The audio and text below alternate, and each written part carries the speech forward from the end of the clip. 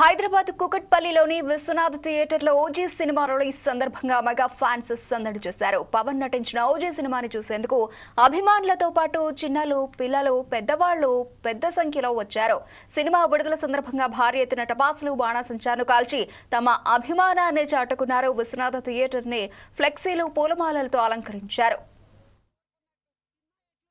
మీరు ఎవరిని అడగకండి, మీకు ఒక్కటి కూడా మీరు కోరుకున్నట్టు అంటే నెగిటివ్ మైండ్ సెట్ తో వచ్చే వాళ్ళు కోరుకున్నట్టు వాళ్ళకైతే కంటెంట్ దొరికే ఛాన్సే లేదు. సినిమా అస్సలు ఉంది, నెక్స్ట్ లెవెల్ అనేది చాలా కామన్ అవుతుంది. నేను వాడట్లే, ఎందుకంటే ఇంకో నెక్స్ట్ లెవెల్ లేనే లేదు.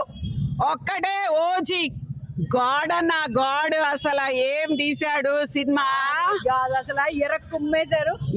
మేము మాస్ కంటెంట్ అయితే ఉంది. ఒక్కొక్కడి నరుకుడే సినిమాలో అయితే. రాత్రి ఆల్రెడీ వెళ్ళొచ్చాము, మార్నింగ్ అయిపోయింది, ఇది మూడోసారి. ఓజీ మూవీకి అయితే వచ్చాను. నిన్న నైట్ అయితే నెక్స్ట్ లెవెల్ అయితే ఉంది. నేను చూసిన ప్రతిసారి కూడా బూస్ బంప్స్ అయితే వచ్చింది ప్రతిరోజు కూడా. మూవీ అయితే రిలీజ్ అయిపోయింది, పిచ్చ వైబ్స్ అయితే ఉన్నాయన్నమాట. మొత్తం వైలెన్స్ అయితే ఉంది.